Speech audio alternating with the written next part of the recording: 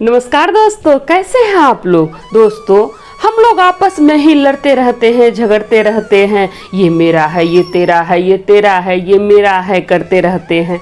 जबकि सबको पता है कि यहाँ से किसी को कुछ भी लेके नहीं जाना है।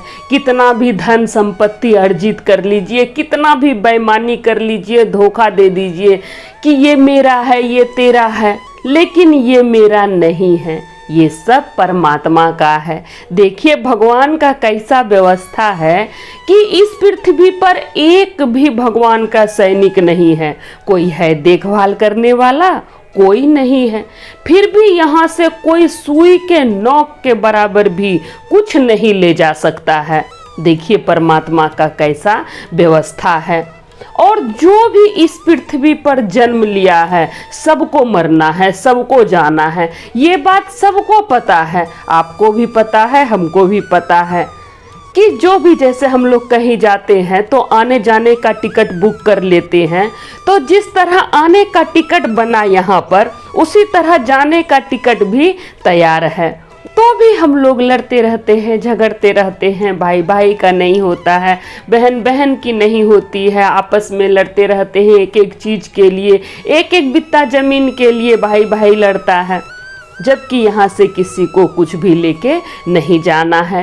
यहाँ से इंसान सिर्फ धर्म कर्म ही लेके जा सकता है। जो आप कर्म कीजिएगा वही आपके साथ जाएगा, बाकी यहाँ से कुछ भी नहीं ले जा सकते हैं, कोई भी कुछ नहीं ले जा सकता है।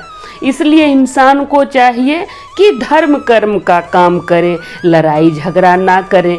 एक बार इंसान रूप में जन्म मिला है तो अच्छे से जिए, खुशी पूर्वक जिए। आज हम आप लोगों को एक बहुत सुंदर कथा सुनाने जा रहे हैं कि देखिए कैसे एक लड़का को ज्ञान होता है। वो बहुत बिगड़ा हुआ था, अपने पिता का बदमाश बेटा आप कह सकते हैं, बहुत ही बिगड़ा हुआ लड़का था। फिर देखिए जब उसको ज्ञान हुआ तो उसके साथ क्या हुआ।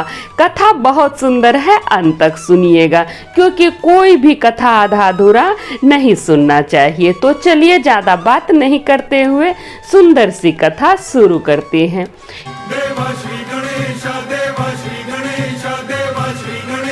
एक धनी व्यापारी थे। व्यापारी महादेव जी के परम भक्त थे। व्यापारी धर्म कर्म का काम खूब किया करते थे, दूसरों की मदद खूब करते थे। गांव समाज में उनका इज्जत भी बहुत था, क्योंकि व्यापारी का स्वभाव बहुत अच्छा था। वो सबकी मदद करते थे, इसलिए व्यापारी के पास किसी चीज़ की कमी नहीं थी। वो जितना मदद करते उतना ही उनका धन बढ़ता, तो व्यापारी के पास धन की कमी नहीं थी। अब देखिए व्यापारी को मांगते चांगते एक लड़का हुआ। व्यापारी के घर में मांगते चांगते एक लड़का हुआ। अब जब एक लड़का मांगते चांगते हुआ तो बहुत लाडला हो गया। व्यापारी के पास तो किसी चीज़ की कमी थी नहीं, तो व्यापारी अपने लड़का को बहुत लाड से पाले। बच्चा जो मांगता व्यापारी वो देते उसको। जो चीज़ नहीं भी दिलाना चाहिए व्यापारी वो भी दिलाते थे। व्यापारी को लगता कि अभी तो बच्चा है, क्या होगा, अभी बच्चा है, अभी थोड़ी इसको समझ है।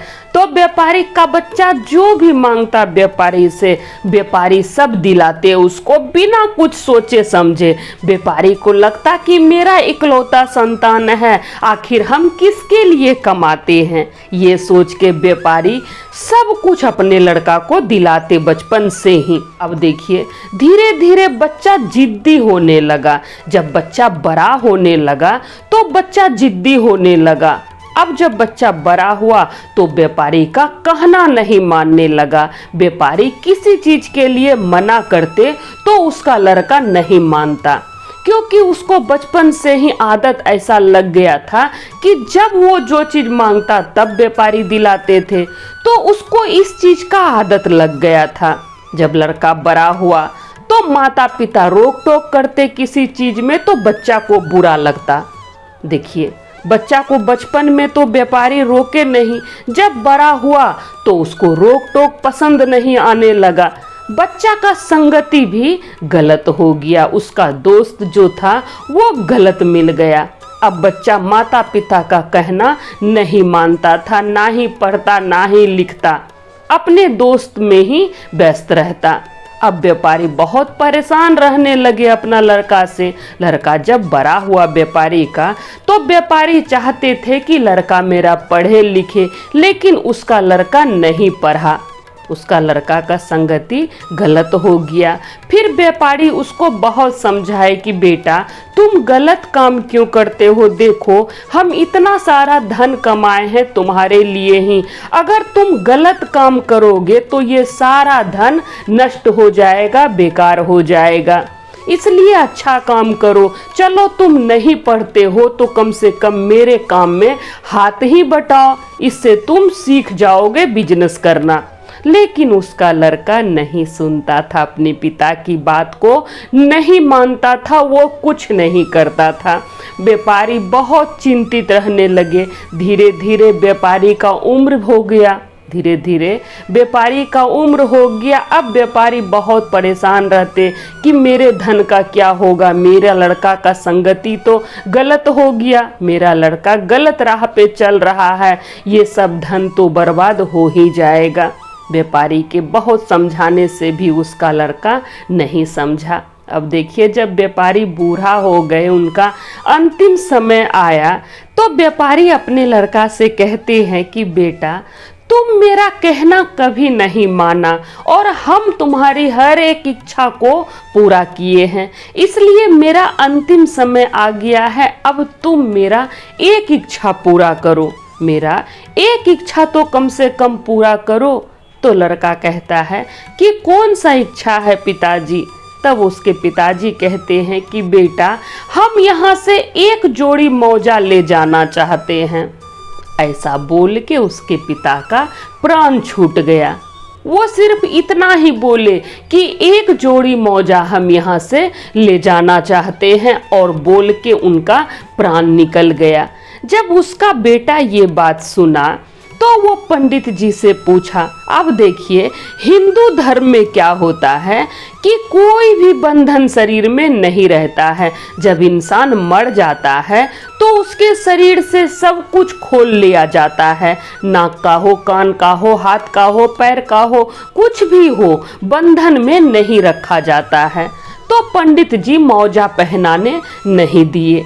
अब उसका लड़का को अपार दुख हुआ, उसको बहुत दुख हुआ कि मेरे पिताजी का तो एक ही इच्छा था कि वो मौजा ले जाना चाहते थे और पंडित जी मौजा मेरे पिताजी को नहीं पहनने दिए। उसको बहुत दुख हुआ, लड़का को अपार दुख हुआ और उसको अपने पिताजी का याद आने लगा। देखिए कहता है कि जब आपके पास कोई चीज रहता है तो उसका कद्र नहीं होता है, अगर आपके पास कुछ है तो उसका कद्र नहीं होता है, और जब वही चीज खो जाता है, वो चीज चला जाता है, तब उसका कद्र समझ में आता है। अब पिता थे तो उसको कोई चिंता नहीं था किसी चीज की। पिताजी के मरने के बाद सारी जिम्मेदारी उस पर आ गया। अब उसको अपने पिता का बहुत याद आने लगा। तब वो सोचने लगा कि पिताजी का हम कहना नहीं मानते थे, हम कैसा गंदा बेटा थे, हम अच्छा लड़का नहीं थे, हम अपने पिता का कुछ भी नहीं कर सके, कोई भी सेवा नहीं कर सके। वो बहुत दुखी रहने लगा। पिताजी के मरने के बाद वो बहुत दुखी रहने लगा। जब पिताजी थे तो वो सुनता नहीं था, और जब पिताजी नहीं रहे अब उसको पिताजी का याद आने लगा। उसको किसी काम में मन ही नहीं लगने लगा। वो शांत हो गया, वो लड़का एकदम से शांत हो गया। जहाँ वो बदमाशी करता था, कहना नहीं मानता था, दोस्त के साथ इधर से उधर करते रहता था, पिता के मरने के बाद वो बिल्कुल शांत हो गया, वो चुपचाप रहने लगा। अब देखिए एक दिन वो अपने कमरे में बैठा हुआ था, तभी मुंशी जी आए और एक चिट्ठी लाके उस लड़का को दिए, एक चिट्ठी लाके उस लड़का को दिए, और मुंशी जी बोले कि ये चिट्ठी आपके पिताजी हमको दिए थे कि जब उनका निधन हो जाएगा तब ये चिट्ठी हम आपको दे दें। तब जब उसका लड़का खोलता है चिट्ठी, व्यापारी का लड़का अपने पिता का लिखा हुआ चिट्ठी खोलता है तो देखता है कि उसमें लिखा हुआ है कि बेटा तुम देखा, एक मौजा भी हम नहीं ले जा सके, एक जोड़ी मौजा भी हम यहाँ से नहीं ले जा सके। यहाँ से कोई कुछ नहीं ले जा सकता है, ये परमात्मा का ऐसा व्यवस्था है। इसलिए इंसान को हमेशा सद्कर्म करना चाहिए, अच्छा कर्म करना चाहिए। तुम गलत राह पे जा रहे हो, गलत काम करते हो, कुछ भी अच्छा काम नहीं करते हो, तुम यहाँ से क्या लेके जाओगे? तुम यहाँ से क्या लेके जाओगे? सब कुछ तो यहीं रह जाना है।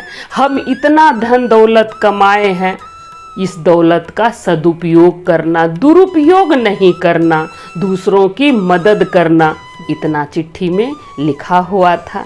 अब जैसे बेटा ये चिट्ठी पढ़ा उसके आंखों में आंसू आ गया। व्यापारी का बेटा चिट्ठी पढ़ के फूट फूट के रोने लगा कि पिताजी हमको क्षमा कर दीजिए, हमसे बहुत बड़ा गलती हो गया, बहुत बड़ा अपराध हो गया। आप हमको बार बार समझाते थे लेकिन हम नहीं समझते थे पिताजी। आज आप हमको छोड़ के चले गए तो आपकी कमी हमको महसूस हो रहा है पिताजी। आप जहाँ भी हैं हमको क्षमा कर दीजिएगा। हम आपको कोई भी सुख नहीं पहुंचा सके। देखिए कहता है ना, जब आदमी पास में रहता है तो उसका कद्र नहीं होता है और चला जाता है तब उसका कद्र समझ में आता है। तो वही उसके साथ हुआ, व्यापारी के लड़का के साथ वही हुआ। जब तक पिताजी जिंदा थे उसको कोई चिंता नहीं था। पिताजी के मरने के बाद घर की सारी जिम्मेदारी उस पर आ गया तो उसको समझ आ गया। पिताजी का चिट्ठी पढ़ा तो वो फूट फूट कर रोने लगा।